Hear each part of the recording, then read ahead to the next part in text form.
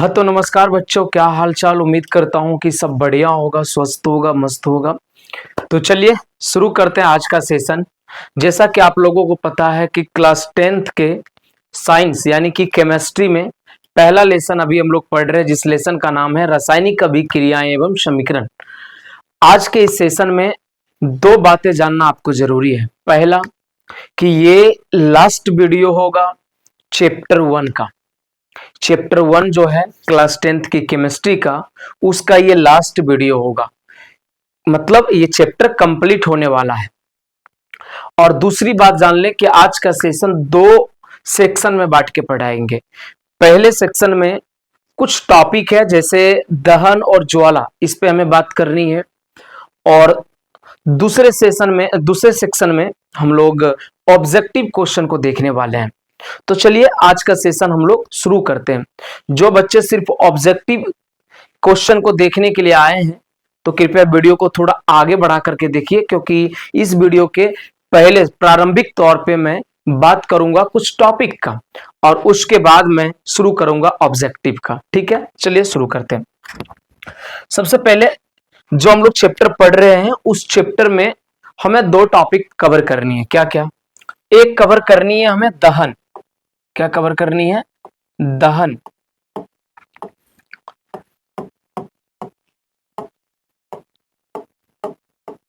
Combustion. ठीक है, समझते हैं कि दहन का मतलब क्या होता है। देखिए दहन जो शब्द है, इस शब्द हम लोग सबसे पहले कहाँ सुनते हैं? आए दिन हम लोग किधर सुनते हैं ये शब्द? जब होली का समय होता है तो कहते हैं कि होलिका दहन होगा। दहन अर्थात जलना, किसी चीज को जलाने की क्रिया जो होती है उसको हम क्या कहते हैं? दहन कहते हैं। लेकिन रसायन शास्त्र की परिभाषा के अनुसार दहन का मतलब होता है ऐसी रासायनिक प्रक्रिया जिसमें कोई पदार्थ वायु या ऑक्सीजन की उपस्थिति में जलकर ऊष्मा और प्रकाश उत्पन्न करे, तो ऐसी प्रक्रिया को क्या कहते हैं? दहन कहते हैं। ठीक है, मैं लिख दूं जरा, दहन क्या है? तो दहन वह रासायनिक प्रक्रिया है। दहन वह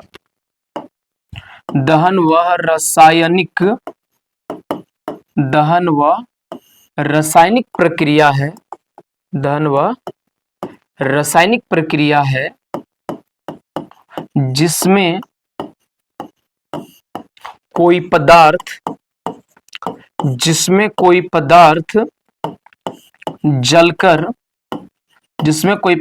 जलकर ऊष्मा एवं प्रकाश उत्पन्न करता है। ऊष्मा एवं प्रकाश उत्पन्न करता है। दहन वह रासायनिक प्रक्रिया है जिसमें कोई पदार्थ जलकर, और किसकी उपस्थिति में जलता है?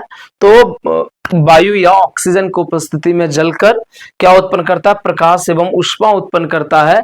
तो इस प्रक्रिया को क्या कहते हैं? दहन कहते हैं। जैसे कार्बन को ऑक्सीजन की उपस्थिति में जलाएंगे तो ये कार्बन डाइऑक्साइड गैस के साथ साथ ये ऊष्मा और प्रकाश दोनों चीज उत्पन्न करेगा, ऊष्मा और प्रकाश। ठीक है, इसी तरह गंधक समझते हैं किसको कहते हैं? सल्फर को कहते हैं गंधक। यानी कि सल्फर को जब ऑक्सीजन की उपस्थिति में हम जलाएंगे तो इससे भी दो चीज उत्पन्न होगी, एक तो सल्फर डाइऑक्साइड और वही ऊष्मा और प्रकाश उत्पन्न करेगा। यानी कि यहाँ पे जो घटना घटित हो रही है, इस घटना को हम क्या कहेंगे? दहन कहेंगे। इस घटना को हम क्या कहेंगे? दहन।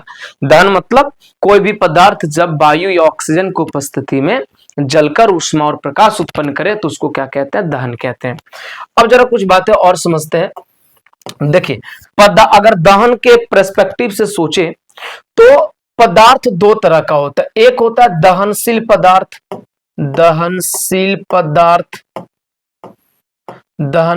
पदार्थ यानी कंबस्टाइल मैटर, यानी ऐसा पदार्थ जो दहन की प्रक्रिया में जलता है। वैसा पदार्थ, इसको कह सकते हैं हम लोग वैसा पदार्थ जो दहन की प्रक्रिया में जलता है। जो दहन की प्रक्रिया में क्या होता है? जलता है। उसे क्या कहेंगे?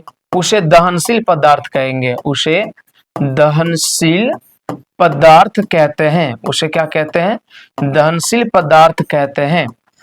जैसे अगर ये वाला एग्जांपल में आप देखें तो कार्बन, सल्फर, ऐसे कागज हो सकता है ना, आदि जो भी पदार्थ दहन की प्रक्रिया में जलता है उस पदार्थ को, एक बार जरा मैं फ्रेम देख लूं, मुझे डाउट हो रहा है। ओके, बहुत बढ़िया। दहन की प्रक्रिया में, हाँ ठीक है, आप दहन की प्रक्रिया में जो पदार्थ जलता है उसे हम दहनशील पदार्थ कहते हैं।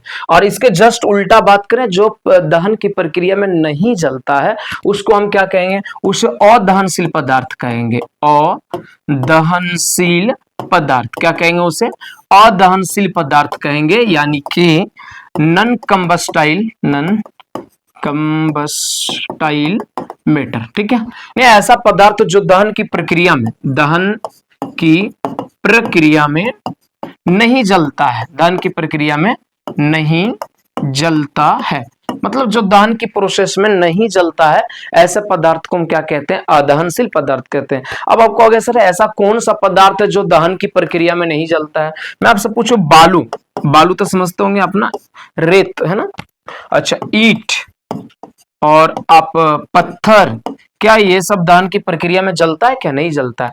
तो ऐसे पदार्थ को हम क्या कहेंगे? अदहनशील पदार्थ। ठीक बात, आगे थोड़ा बढ़ते हैं। एक बात और आपको समझनी चाहिए यहाँ पे कि दहन प्रक्रिया के लिए, दहन के लिए आवश्यक शर्तें क्या है? मतलब कहने का मतलब, आवश्यक शर्तें का मतलब हो गया कि इसके लिए क्या क्या चीज जरूरी है, मतलब दहन की प्रोसेस कराने के लिए, दहन की प्रक्रिया कराने के लिए किन किन चीजों की जरूरत है। देखिए 3 चीजों की जरूरत है। पहली जरूरत है कि इसे दहनशील पदार्थ चाहिए, मतलब ऐसा पदार्थ जो जले। अब लेके आ जाओगे ईंट, भैया बोलोगे इसको दहन कराओ तो जलेगा नहीं, यानी दहनशील पदार्थ की आवश्यकता पड़ेगी, है ना। अगर दहनशील पदार्थ है तभी तो जलेगी, जैसे पुआल हो गया, जैसे पेट्रोल हो गया, जैसे केरोसिन तेल हो गया, कागज हो गया, कपड़ा हो गया, जो जलता हो। तो जो पदार्थ जलता हो उसको हम क्या कहते हैं? दहनशील पदार्थ। और दहन के लिए, अगर दहन हमें करानी है तो वहां पे दहनशील पदार्थ की आवश्यकता है, मतलब दहनशील पदार्थ चाहिए। और दूसरी बात है कि दहन के पोषक होना चाहिए, दहन के पोषक। अब ये चर्चा का विषय है कि दहन का पोषक का मतलब क्या, थोड़ा सा चर्चा इस पे कर देते हैं। देखिए दहन के पोषक का मतलब, दहन की प्रक्रिया में जो सहायक हो उसे हम दहन के पोषक कहते हैं। यानी दहन की प्रक्रिया में, दहन की प्रक्रिया में, दहन की प्रक्रिया में जो सहायक हो, जो हेल्प करे, है ना, जो सहायक हो उसे क्या कहते हैं? दहन के पोषक। और जो दहन की प्रक्रिया में सहायक नहीं होता उसे क्या कहते हैं? दहन के अपोषक। अगर बात करें यहाँ पे जैसे वायु का, जैसे अगर हम वायु की बात करें तो बताओ कि वायु क्या करता है? आग जलने में मदद करता है, दहन होने में मदद करता है, यानी वायु क्या हो गया? दहन के पोषक हो गया। बात करूं ऑक्सीजन की तो ऑक्सीजन भी दहन के पोषक है, क्योंकि ये भी दहन कराने में मदद करता है। लेकिन एक सवाल मन में चल रहा होगा कि ऐसा कोई चीज है क्या जो दहन के अपोषक है? यानी दहन के अपोषक, दहन के अपोषक का मतलब क्या हुआ? ऐसा चीज, ऐसा कोई भी कारक जो दहन होने से रोकता हो। जिसे बात कर ले कार्बन डाइऑक्साइड गैस की, CO2 की, तो यह दहन की प्रोसेस को रोक देता है। मतलब अगर कहीं आग जल रहा है और वहां CO2 गैस आप दे देंगे तो आग जलने नहीं देगा, बल्कि आग को यह बुझा देगा। यानी यह दहन के पोषक नहीं है, बल्कि दहन के ये अपोषक है। तीसरी बात करूं कि तीसरी किसकी आवश्यकता है? दहनशील पदार्थ की आवश्यकता है, दहन के पोषक की आवश्यकता है, और ज्वलन ताप की आवश्यकता पड़ेगी। ज्वलन ताप, अब समझते हैं कि ज्वलन ताप क्या। देखिए अलग अलग वस्तुओं को जलने के लिए अलग अलग ताप की जरूरत पड़ती है। जैसे एक माचिस के तिल्ली को जलाते हैं और एक कागज के पास ले जाते हैं तो कागज आसानी से जल जाता है। लेकिन लकड़ी के एक मोटे कुंदे को ले लें और उसको अगर हम माचिस के तिल्ली से जलाना चाहेंगे तो नहीं जलेगा। क्यों नहीं जलेगा? देखिए कागज के जो ज्वलन ताप है वो माचिस के तिल्ली से जो ताप निकल रहा था उससे उष्मा प्राप्त करके वो ज्वलन ताप पे पहुंच जा रहा था, जिसके वजह से कागज जल जा रहा था। लेकिन लकड़ी के जो मोटे कुंदे उसकी ज्वलन ताप बहुत उच्च है, तो माचिस के तिल्ली से उतना उष्मा हम प्रोवाइड नहीं कर पाए, उसको उतना उष्मा हम नहीं दे पाए कि उसके ज्वलन ताप पे पहुंच पाए और वो लकड़ी के कुंदे जल सके, यानी ज्वलन ताप की भी आवश्यकता पड़ेंगे। यानी ये 3 पॉइंट है जिसकी जरूरत पड़ती है दहन कराने के लिए। देखिए केमिस्ट्री है तो कुछ ना कुछ तो अपवाद होएगा ही, आपको पता ही है। इसके भी अपवाद है। क्या अपवाद है भाई साहब? जैसे मैंने यहाँ पे लिखा कि दहन के लिए वायु की आवश्यकता होती है, वायु अगर नहीं रहेगा तो दहन नहीं होगा। जैसे अगर आप ना आग जला करके कोई कांच में बंद उसे ले जाओ तो कुछ समय के बाद बुझ जाएगा, लेकिन अगर उसको वायु को उपस्थिति में जलाएंगे तो कभी नहीं बुझेगा। ठीक है, लालटेन में भी आप देखते होंगे कि उसमें नीचे से छिद्र किए होते हैं, अगर छिद्र नहीं किया रहेगा तो लालटेन जलेगा नहीं, बुझ जाएगा। ठीक है, अब समझते हैं अपवाद में क्या है। मैग्नीशियम का नाम आपने सुना होगा, है ना।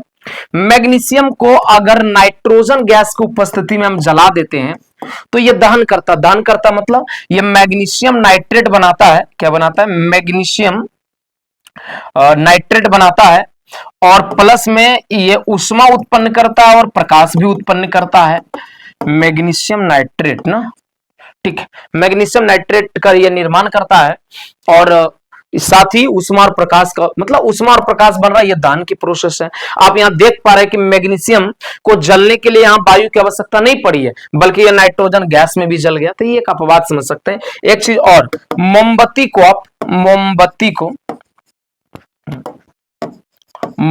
को ना आप क्लोरीन गैस से भरे बोतल में ले जाओगे तब भी जलेगा।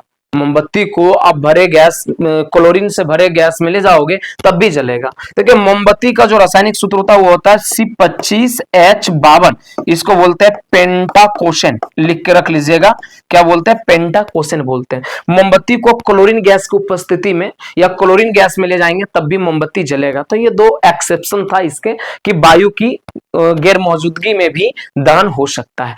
एक चीज पे और हम लोग बात करेंगे, ज्वाला पे, कि ज्वाला क्या होता है ना। ज्वाला, इसको अंग्रेजी में बोलते हैं फ्लेम। क्या बोलते हैं? फ्लेम, है ना। अंग्रेजी में क्या बोलते हैं इसको? फ्लेम।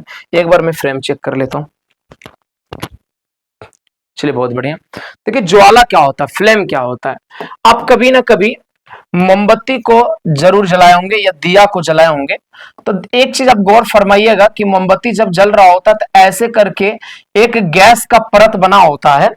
ऐसे करके यहाँ पे जो बनाया मैंने, गैस का परत बना होता है जिसमें 2 चीज होती है। इसमें 2 बातें होती है, एक तो इसमें उष्मा होता है, गर्माहट लगेगा इसमें, और ये लाइट उत्पन्न करता है यानी प्रकाश उत्पन्न करता है। ये वाला जो हिस्सा आप देख रहे हैं ना, ये वाला हिस्सा गैस का एक जो परत बना है जो उष्मा और प्रकाश उत्पन्न कर रहा है, ये वाला परत को कहते हैं फ्लेम। क्या कहते हैं? फ्लेम। फ्लेम बोले तो ज्वाला। ज्वाला कहां कहां उत्पन्न हो सकता है? मोमबत्ती के जलने से उत्पन्न हो सकता है, दिया के जलने से उत्पन्न हो सकता है, या गैस जलाते हैं तो वहां भी फ्लेम उत्पन्न होता है। तो फ्लेम क्या है? ज्वाला क्या है? ज्वाला एक गैसीय परत है। हाँ, ज्वाला क्या है? ज्वाला एक गैसीय परत है। कैसा परत है? गैसीय परत है। ज्वाला एक गैसीय परत है जिसमें ऊष्मा होता है और ये प्रकाश उत्पन्न करता है। प्रकाश उत्पन्न करता है।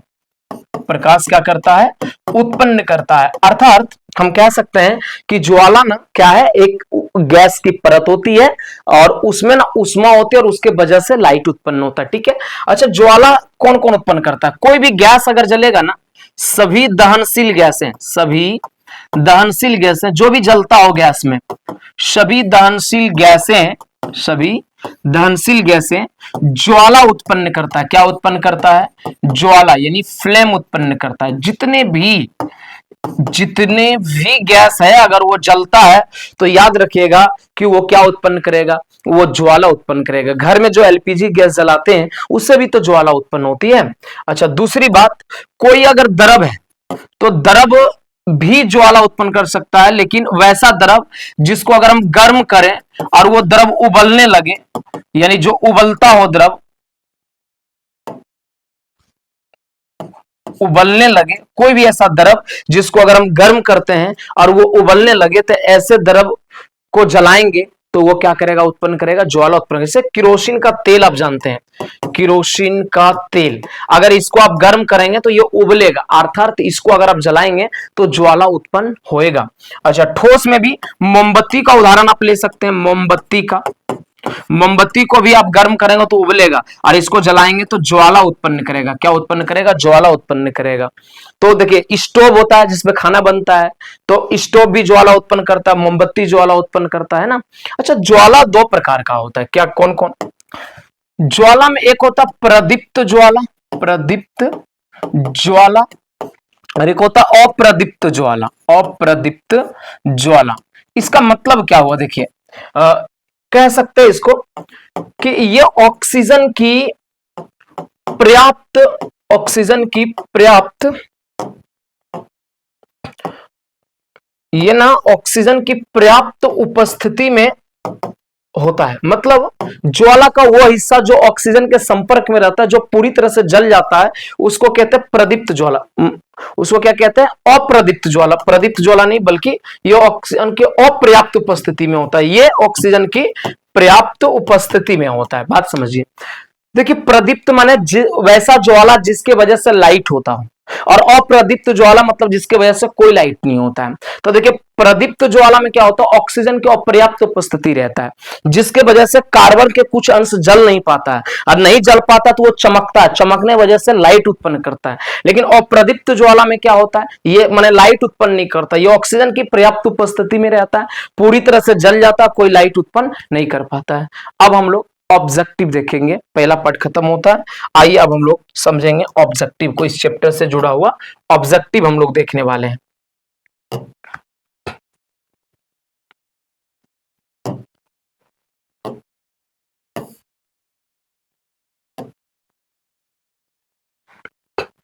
देख लेता हूं, अगर फ्रेम देख लेता हूं, उसके बाद ऑब्जेक्टिव लेके चलेंगे।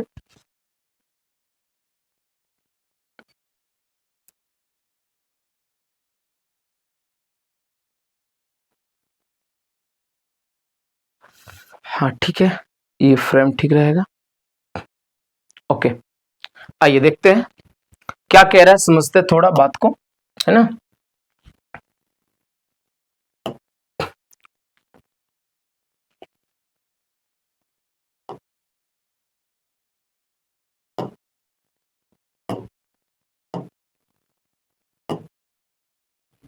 ध्यान दीजिएगा, सवाल क्या कह रहा है। फ्रेम, फ्रेम देख लेता हूं, फ्रेम गड़बड़ हो गया तो बेकार हो जाएगा। हाँ ठीक है, देखिए यहाँ पे जो भी क्वेश्चन है सारे के सारे एमसीक्यू है। एमसीक्यू बोले तो एमसीक्यू का मतलब हुआ कि, एक मिनट थोड़ा ठहर जाए।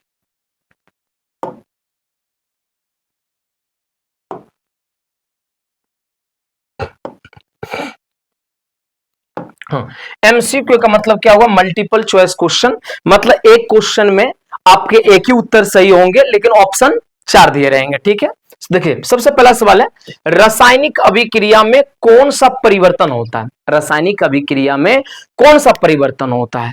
यहां पर ऑप्शन ए में केवल भौतिक परिवर्तन होता है, केवल रासायनिक परिवर्तन होता है, कोई परिवर्तन नहीं होता है, केवल अवस्था परिवर्तन होता है। देखिए केवल भौतिक परिवर्तन का मतलब होता है कि ऐसा परिवर्तन जिसे पुनः प्रारंभिक अवस्था में आ जाए। जैसे लाइट आपने जला दिया, बल्ब को स्विच ऑन करके, फिर उसे आप चाहेंगे तो बंद कर सकते हैं, स्विच ऑफ कर सकते हैं। जैसे पानी को आपने ठंडा किया तो वो हो गया बर्फ, अब बर्फ को आपने गर्म किया फिर से वो पानी हो गया। तो ऐसे परिवर्तन को कहते हैं भौतिक परिवर्तन। और रासायनिक परिवर्तन का मतलब होता है एक बार अगर ये परिवर्तन हो गया तो पुनः वापस नहीं हो सकता। जैसे दूध से अगर दही बन गया तो दही से दूध आप नहीं बना सकते हैं, चावल से भात बन गया तो भात से फिर आप चावल नहीं बना सकते हैं। मतलब रासायनिक परिवर्तन ऐसा परिवर्तन होता है जो अगर एक बार हो जाए तो पुनः वो वापस नहीं हो सकता है। और रासायनिक अभिक्रिया किस प्रकार की प्रवृत्ति होती है, रासायनिक परिवर्तन होता है, वो अगर एक बार हो गया तो पुनः वो वापस नहीं हो सकता है। तो रासायनिक अभिक्रिया में कौन सा परिवर्तन होता है, तो आंसर कौन सा सही होगा, आंसर सही होगा केवल रासायनिक परिवर्तन, यानी ऑप्शन नंबर कौन सा हो जाएगा, बी हो जाएगा। आगे बढ़े, आगे बढ़ते हैं। देखिए दूसरा क्वेश्चन क्या है, दूसरा क्वेश्चन है किसी रासायनिक समीकरण को संतुलित करने का मुख्य उद्देश्य क्या है। समीकरण को छोटा करना। देखिए कोई भी रासायनिक समीकरण है H2 प्लस Cl2 और ऐसे बना HCl, इसको हम बैलेंस क्यों करते हैं, हम आपको बताया कि रासायनिक समीकरण को संतुलित करने की आवश्यकता क्यों पड़ती है। पहला कह रहा समीकरण को छोटा करना, नहीं। दूसरा कह रहा द्रव्यमान संरक्षण सिद्धांत का पालन करना, बिल्कुल। द्रव्यमान संरक्षण सिद्धांत क्या कहता है कि अभिक्रिया के पूर्व और अभिक्रिया के बाद द्रव्यमान ना तो निर्मित होते हैं ना ही नष्ट होते हैं, यानी कि यह सही आंसर है। अधिक उत्पाद बनाने के लिए नहीं, समीकरण को सुंदर बनाने के लिए नहीं, तो चलिए ये तो होगा नहीं। अब आगे बढ़ते हैं 3 नंबर। एक बार जरा फ्रेम देख लो, फ्रेम देखता जाऊं नहीं तो गड़बड़ ना हो जाए। ठीक है, बहुत बढ़िया। सवाल नंबर 3 में क्या कह रहा है। अच्छा मैं एक चीज बोलूंगा, मोबाइल को ना ऐसे लैंडस्केप में कर लो, क्योंकि ऐसे छोटे में देखोगे तो डिजिट छोटे छोटे दिखाई पड़ेंगे, इसलिए स्क्रीन को बड़ा कर लो, है ना। समीकरण को संतुलित करते समय किसे नहीं बदला जाता है, गुणांक को। गुणांक तो बदलते ही है भाई, देखो जैसे H2Cl2, अब यहाँ पे हो गया HCl, तो इसके गुणांक अभी फिलहाल 1 है या नहीं कुछ है, तो यहाँ तो हम 2 लिखते ही है, लिखते हैं, मतलब गुणांक तो हम बदलते हैं, तो ये तो आंसर नहीं है। भौतिक अवस्था, भौतिक अवस्था कहां से आ गया भाई, रासायनिक समीकरण संतुलित करने में। रासायनिक सूत्र ए और सी दोनों, देखो रासायनिक सूत्र वाला आंसर सही होगा। क्यों रासायनिक सूत्र वाला होगा, आप बताइए H2 के जगह पे आप H3 लिख सकते हैं क्या, मतलब H2 जो फॉर्मूला है क्या उसको आप H3 बना सकते हैं कि नहीं बना सकते हैं। मतलब समीकरण को आप संतुलित करिए या नहीं, संतुलित करिए या नहीं करिए, लेकिन सूत्र का आप चेंज नहीं कर सकते। सूत्र चेंज करोगे तो रिएक्शन ही बदल जाएगा ना। अब आगे बढ़ते हैं। देखिए क्वेश्चन नंबर 4 क्या कह रहा है, जब मैग्नीशियम को वायु में जलाया जाता है तो क्या बनता है। जैसे मैग्नीशियम को Mg को अगर हम O2 की उपस्थिति में जलाते हैं तो ये क्या बनता है, मैग्नीशियम ऑक्साइड बनता है। क्या बनता है, मैग्नीशियम ऑक्साइड बनता है। एक रिबन होता है मैग्नीशियम ना, एक व्हाइट कलर का रिबन होता है, उस रिबन को आप जलाएंगे ना तो स्पार्किंग करके बनेगा, तो मैग्नीशियम ऑक्साइड बनता है। मैग्नीशियम ऑक्साइड का सूत्र कौन सा, MgO, यानी MgO क्या होगा, सही आंसर होगा। ठीक है, आगे बढ़ते हैं। क्वेश्चन नंबर 5 है, कह रहा कैल्शियम ऑक्साइड CaO मतलब कैल्शियम ऑक्साइड को अगर हम जल की उपस्थिति में अभिक्रिया कराएंगे तो क्या बनेगा, तो अब बनेगा कैल्शियम हाइड्रोक्साइड CaOH का होल ट्वाइस। पढ़ते समय ध्यान रखेंगे, इसको Ca पढ़ेंगे, इसको OH का होल ट्वाइस पढ़ेंगे। ट्वाइस माने 2 होता है, थ्राइस माने 3 होता है, कभी भी होल 2 मत पढ़ना। ठीक है, तो क्या बनेगा, कैल्शियम हाइड्रोक्साइड बनेगा। ऑप्शन नंबर कौन सा सही होगा, ऑप्शन नंबर बी सही होगा। चलिए अब आगे बढ़ते हैं। आइए ध्यान देते हैं, है ना। सबसे पहले यह बात को देखते हैं क्या है, Fe प्लस CuSO4 कर रहा है कि Fe की रिएक्शन करा रहे हैं कॉपर सल्फेट। आपको याद होगा, अगर आपने एकल विस्थापन अभिक्रिया पढ़ा होगा, मैंने सेशन कर रखा है, आप जा करके देखिए, उसमें मैंने बताया था कि कॉपर सल्फेट के विलयन में जब Fe डालते हैं जब, तो इसका कलर कैसा होता है, इसका कलर नीला रहता है। कॉपर सल्फेट का कलर कैसा होता है, नीला होता है। लेकिन जैसे ही लोहा इसमें डालते हैं तो कॉपर को विस्थापित कर देता है, कॉपर को यहां से हटा देता है, क्या बना लेता है, FeSO4 बना लेता है, और कॉपर बेचारा अलग होता है। जानते हैं इसके होने से ना रंग में परिवर्तन हो जाता है। ऐसे भी रासायनिक अभिक्रिया का यह फितरत है, रासायनिक अभिक्रिया का यह व्यवहार है कि रंग में परिवर्तन कर लेता है। यह नीला रहता है, लेकिन ये जैसे बनता है ना FeSO4, इसका कलर हरा हो जाता है। यहाँ पे देखो एकल विस्थापन अभिक्रिया हुआ, ये परमाणु क्या किया, कॉपर को यहां से विस्थापित कर दिया, कॉपर को यहां से हटा दिया। तो यहां पे पूछ रहे क्या बनेगा प्रोडक्ट, FeSO4 प्लस Cu बनेगा, CuFe प्लस SO4 बनेगा। ये सब ऑप्शन गलत है, ऑप्शन ए क्या है, सही है, ऑप्शन ए सही है। देखिए अब आगे बढ़ते हैं थोड़ा, क्या है 7 नंबर क्वेश्चन है कि जिंक, जिंक क्या है भाई साहब, जिंक क्या है, जिंक तो धातु है। अच्छा, जिंक की अभिक्रिया किसके साथ करा रहा है, H2SO4 के साथ करा रहा है। H2SO4 क्या है, अम्ल है, H2SO4 क्या है, अम्ल है। और एक बात जान लेना कि जब भी कोई धातु अम्ल से अभिक्रिया करता है तो याद रखना कि हाइड्रोजन गैस मुक्त होता है। क्या मुक्त होता है, हाइड्रोजन गैस मुक्त होता है। जब भी कोई भी धातु अगर रिएक्शन करेगा इसके साथ, किसके साथ, कोई भी धातु अगर रिएक्शन करता है अम्ल के साथ तो हाइड्रोजन गैस मुक्त होता है। इसमें देखिए कितने ऐसे हैं जिसमें हाइड्रोजन गैस मुक्त हो रहा है। ए नंबर में मुक्त हो रहा है, बी में तो हो नहीं रहा है, सी में हो नहीं रहा है, और डी में मुक्त हो रहा है। लेकिन देखिए अब 2 गुण हाइड्रोजन मुक्त हो रहा है, दोनों में से कौन सा आंसर सही होगा, जिंक कि अभिक्रिया H2SO4 के साथ करा रहे हैं तो SO4 इसके साथ जाएगा क्योंकि ये माइनस डिपार्टमेंट होता है, यानी ZnSO4 बनाएगा और H2 बनाएगा, तो डी नंबर नहीं होगा बल्कि ऑप्शन नंबर ए क्या हो जाएगा, सही हो जाएगा। आइए ध्यान देंगे 8 नंबर क्वेश्चन बहुत जबरदस्त है। CH4 यानी कि मेथेन गैस है, ये कौन सा गैस है, मेथेन गैस है। मेथेन गैस को जब ऑक्सीजन की उपस्थिति में आप जलाओगे तो दो चीज बनेगा, एक तो बनेगा कार्बन डाइऑक्साइड और एक तो बनेगा जल। क्यों? क्योंकि देखिए मेथेन गैस है, गैस को आप जलाएंगे अगर तो ऑक्सीजन की उपस्थिति में तो क्या क्रिएट करेगा, कार्बन डाइऑक्साइड गैस और जल क्रिएट करेगा, यानी बी नंबर का ऑप्शन आपका क्या हो जाएगा, सही हो जाएगा। देखिए 9 नंबर आपको बताता हूं, 9 नंबर देखिएगा, 9 नंबर का सवाल है ना, 9 नंबर का सवाल देखिएगा। 9 नंबर का सवाल क्या कह रहा है, 9 नंबर का सवाल कह रहा है कि कैल्शियम कार्बोनेट टूट करके कैल्शियम ऑक्साइड बनता और क्या बनता है, ये तो हम लोग पढ़े थे ना अपघटन अभिक्रिया में कि कैल्शियम कार्बोनेट को जब आप गर्म करते हैं तो दो चीज बनता है, कैल्शियम ऑक्साइड और कार्बन डाइऑक्साइड बनता है। कि क्या क्या बनता है, कैल्शियम ऑक्साइड और कार्बन डाइऑक्साइड बनता है, यानी कौन सा विकल्प सही हो जाएगा, विकल्प नंबर सही हो जाएगा ए। चलिए अब देखते हैं 10 नंबर का क्वेश्चन।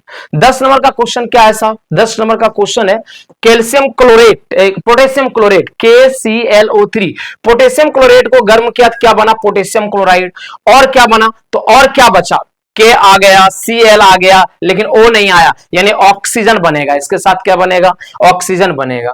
चलिए क्वेश्चन नंबर 10 कंप्लीट होता है यहां तक। अब आते हैं 11 से 20 तक का क्वेश्चन पकड़ते हैं, 11 से 20 तक का, ठीक है, 11 से 20 तक का क्वेश्चन हम लोग पकड़ते हैं, ठीक है। देखिए 11 से 20 तक का क्वेश्चन हम लोग पकड़ते हैं, ध्यान दे, 11 से 20 तक का ध्यान दीजिएगा। एक बार फ्रेम चेक कर लो क्या है, कैसा है फ्रेम। चलिए बहुत बढ़िया बात है, ओके ओके ओके ओके। क्या कह रहा है, जिंक की अभिक्रिया HCl के साथ करा रहे। एक बात बताओ ब्रदर, जिंक जो होता है ना, ये जिंक धातु होता है, जिंक क्या होता है बताओ, धातु होता है, और HCl क्या होता है बताओ, HCl क्या होता है, अम्ल होता है। अभी मैंने एक बात बताया था, दिमाग में याद रखना कि कोई भी धातु अम्ल से अभिक्रिया करता है ना तो कौन सा गैस मुक्त करता है, आपको पता है कौन सा गैस मुक्त करता है, हाइड्रोजन गैस मुक्त करता है। अगर आप यहां देखेंगे तो 3 ठो विकल्प में ए में हाइड्रोजन गैस मुक्त हो रहा है, बी में हाइड्रोजन गैस मुक्त हो रहा है, सी में हाइड्रोजन गैस मुक्त हो रहा है, लेकिन डी में हाइड्रोजन गैस मुक्त नहीं हो रहा, तो पहली दफा डी नंबर क्लियर। अब तुम ही सोचो कि जिंक की अभिक्रिया इसके साथ कराएंगे तो जिंक के साथ क्या जुड़ेगा, क्लोरीन जुड़ेगा, तो जिंक के साथ जुड़ेगा क्लोरीन, तो पहली चीज तो जिंक क्लोराइड का फॉर्मूला यहां गलत लिखा है। जिंक क्लोराइड का फॉर्मूला क्या होता है, ZnCl2, यानी कि ये तो होगा नहीं, जिंक ऑक्साइड बनेगा नहीं, तो जिंक क्लोराइड और हाइड्रोजन गैस मुक्त हो रहा है, यानी विकल्प नंबर ए आपका सही हो जाएगा। अगर हम आगे बढ़े 12 नंबर के क्वेश्चन पे, तो देखिए 12 नंबर के क्वेश्चन में क्या है, 12 नंबर के क्वेश्चन में है द्रव्यमान संरक्षण का नियम किसने दिया था, द्रव्यमान संरक्षण सिद्धांत किसने दिया था, भैया बच्चा बच्चा जानता है, लेबोजियर ने दिया था, और इसका एक और नाम है लबभाजे, याद रख लो, लबभाजे इसका नाम है, क्या नाम है, लबभाजे भी, तो याद रखना, ही तो ऑब्जेक्टिव हो गया 12। देखिए 13 नंबर का क्वेश्चन में क्या है, 13 नंबर के क्वेश्चन में ध्यान दीजिएगा, जब सोडियम धातु को जल में डाला जाता है तो क्या बनता है। देखो भैया जब सोडियम धातु को जल में डालेंगे तो दो चीज होगा, एक तो सोडियम हाइड्रा ऑक्साइड बनेगा और एक हाइड्रोजन गैस बनेगा, जैसे Na, और इसकी अभिक्रिया आप जल के साथ करा रहे हो H2O के साथ, तो इसको ऐसे लिखो Na माने सोडियम, और जल को लिख सकते हो HOH, तो क्या होता है, ये माइनस पार्ट होता है, ये प्लस पार्ट होता है, ये दोनों एक दूसरे से अटैच हो जाता है, यानी NaOH हो जाता है, और ये H2 बना लेता है, यानी दुगना, ये दो, तो दो हो गया H, इसको भी दो करना पड़ेगा, इसको भी दो करना पड़ेगा, बैलेंस, यानी कि सोडियम हाइड्रोक्साइड और क्या बनेगा, हाइड्रोजन गैस बनेगा। चलिए देखिए 14 नंबर का क्वेश्चन क्या कह रहा है, 14 नंबर का क्वेश्चन कह रहा है रासायनिक समीकरण में ऊपर लिखी गई जी का क्या अर्थ है। कहीं भी आप रासायनिक समीकरण लिखते हैं और अगर ब्रैकेट में जी उपयोग कर रहे हैं तो क्या उसका अर्थ है, देखिए एस उपयोग करते हैं किसके लिए, ठोस के लिए, और एल किसके लिए उपयोग करते हैं, द्रव के लिए, और जी किसके लिए उपयोग करते हैं, गैस के लिए, यानी कौन सा विकल्प सही है, ए नंबर विकल्प सही है। चलिए ध्यान दीजिए, आगे ध्यान दीजिए क्या है, 15 नंबर में FeO3 Fe2O3 और 2Al से रिएक्ट 2Fe और Al2 बनाई, यह कौन सी अभिक्रिया है, तुम खुद सोचो। Fe को Al ने क्या कर दिया, विस्थापित कर दिया, आखिर ओ के साथ पहले कौन था, एफ ही था। ओ के साथ पहले कौन था, एफ ही, यानी लोहा था।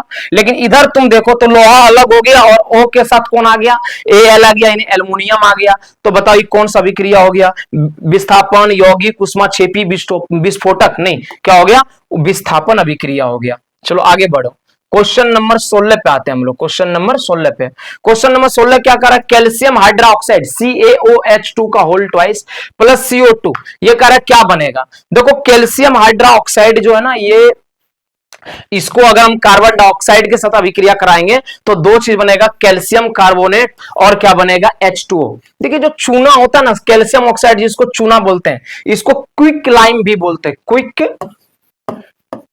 क्विक लाइम भी बोलते हैं ना, क्विक लाइम। ठीक है, ये जो चूना होता है ना, इसको अगर पानी में आप घोलेंगे, इस कैल्शियम ऑक्साइड को पानी में अगर आप घोलेंगे तो ये बन जाएगा कैल्शियम हाइड्रोक्साइड CaOH।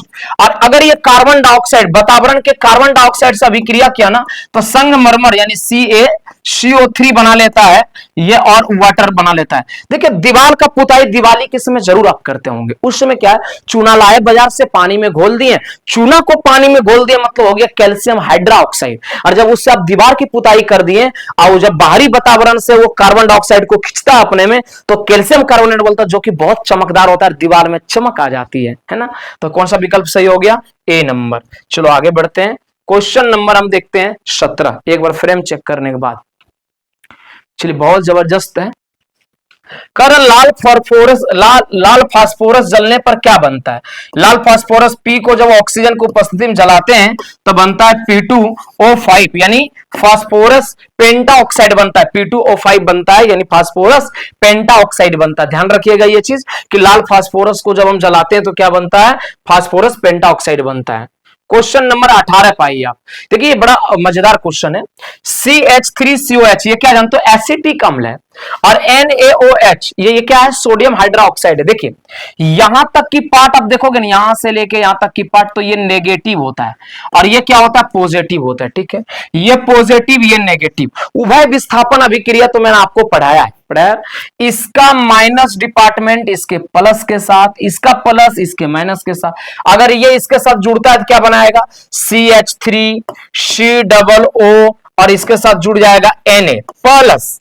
अब देखो इसका H और इसका OH, HOH माने जल बना लिया, H2O बना लिया, तो क्या बनेगा, देखो CH3COONA प्लस H2, विकल्प नंबर बी। बोलो तो समझ में आया, बोले समझ में आया। कौन सा अभिक्रिया हुआ था यहाँ पे, उभय विस्थापन अभिक्रिया हुआ था। बहुत बढ़िया, आगे बढ़ते हैं अब। देखिए 19 नंबर का सवाल क्या कह रहा है, कह रहा कैल्शियम ऑक्साइड को आमतौर पे क्या कहा जाता है। अभी तुरंत मैंने बताया था कि कैल्शियम ऑक्साइड को क्विक लाइम बोला जाता है, ऐसा चूना जो क्विक तुरंत काम कर जाता है, यानी चूना पत्थर, बुझा हुआ चूना या क्विक लाइम इसको बोला जाता है, क्विक लाइम, है ना। चलिए 20 नंबर क्वेश्चन देखिए, H2O2 हाइड्रोजन प्रोक्साइड, H2O2 को क्या कहते हैं, H2O2 को कहते हैं हाइड्रोजन, नहीं जानते तो लिख लो, हाइड्रोजन प्रोक्साइड पढ़ते हैं, क्या पढ़ते हैं इसको, हाइड्रोजन प्रोक्साइड पढ़ते हैं, क्या पढ़ते हैं, हाइड्रोजन प्रोक्साइड पढ़ते हैं। हाइड्रोजन प्रोक्साइड की जब ये करता है तो क्या बनता है, H2O यानी जल बना, और इसके साथ साथ क्या बनता है, ऑक्सीजन बनता है। क्या बनता है, इसके साथ साथ ऑक्सीजन बनता है। चलो आगे बढ़ते हैं, 20 ये खत्म हो गया।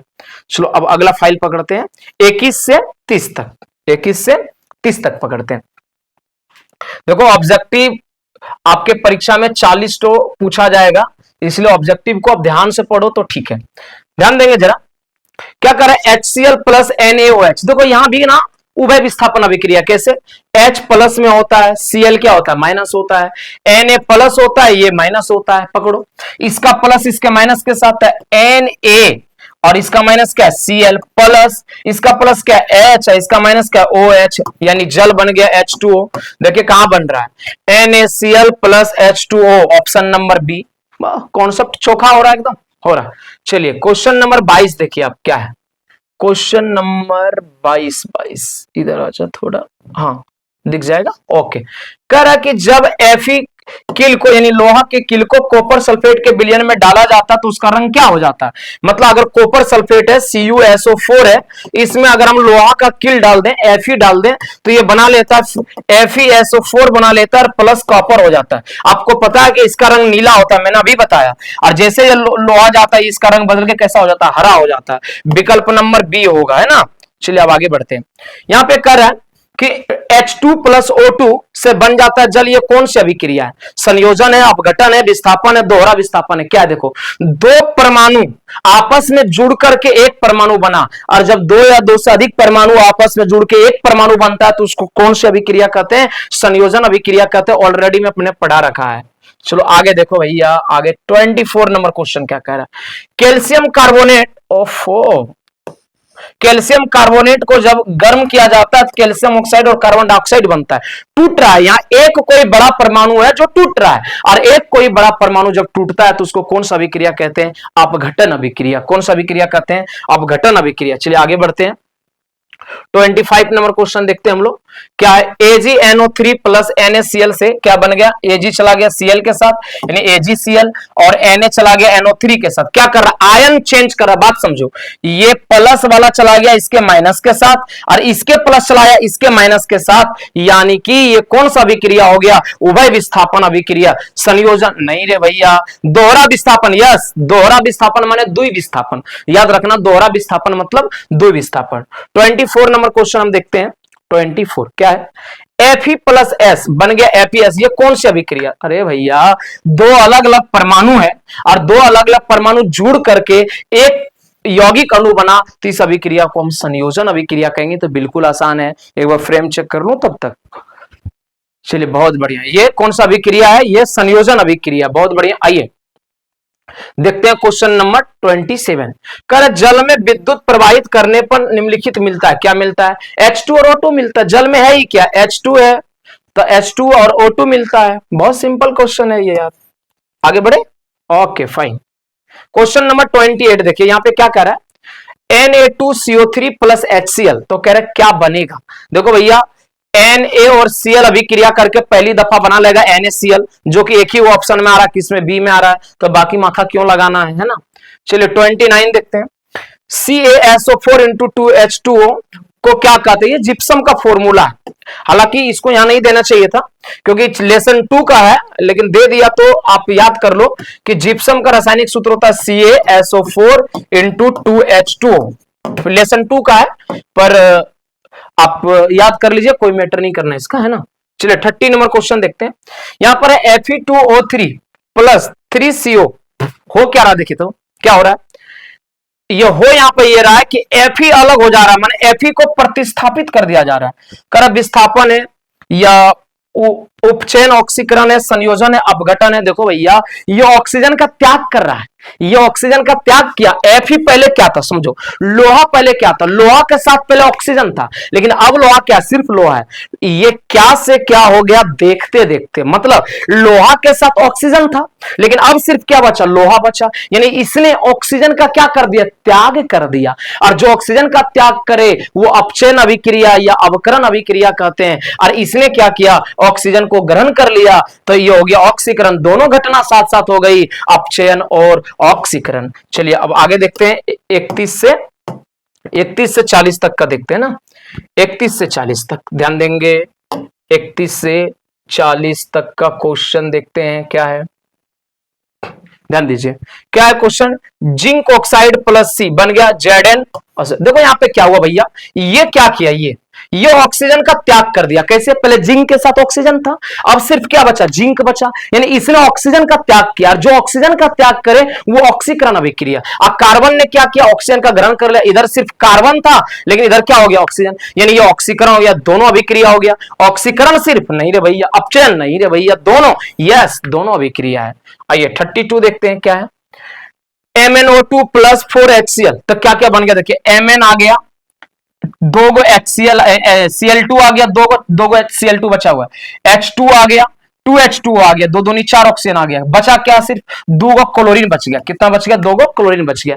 Mn का Mn आ गया, क्लोरीन 4 था, लेकिन 2 क्लोरीन यहां, 2 क्लोरीन यहां आ गया, O2 और यहां था 4 हाइड्रोजन, तो 2H2 यानी यहां पे सब पुर गया, सिर्फ क्लोरीन घट रहा है, यानी क्लोरीन हो जाएगा। आगे बढ़ो रे। 33 नंबर देखो, CH4 का दहन करने पर क्या बनता है? CH4 को अभी तो बताए थे थोड़ी देर पहले, CO2 और H2O बनता है, ठीक है, कार्बन डाइऑक्साइड और जल बनता है। ध्यान दीजिए, कह रहे Fe प्लस H2O, इसका जब वाष्प करते हैं तो क्या बनते हैं? Fe2O3 और H2 गैस बनता है, ठीक है। आइए 35 नंबर क्वेश्चन, कह रहे AgCl को सूर्य के प्रकाश में रखने पर क्या होता है? यानी सिल्वर क्लोराइड को अगर आप सनलाइट में रखोगे तो ये टूट जाएगा, सिल्वर अलग हो जाएगा और क्लोरीन क्या हो जाएगा? अलग हो जाएगा, यानी सिल्वर और क्लोराइड में ये चेंज हो जाएगा, ठीक है, सिल्वर और क्लोराइड में चेंज हो जाएगा। 36 नंबर क्वेश्चन क्या कह रहा है?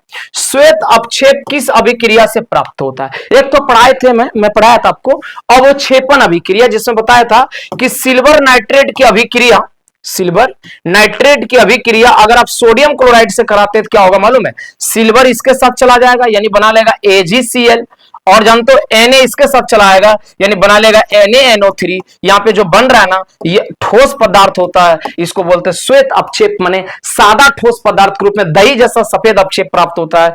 ए नंबर इसके विकल्प सही होगा। 37 नंबर कह रहा है H2S प्लस Cl2, तो कह रहा है क्या बनेगा?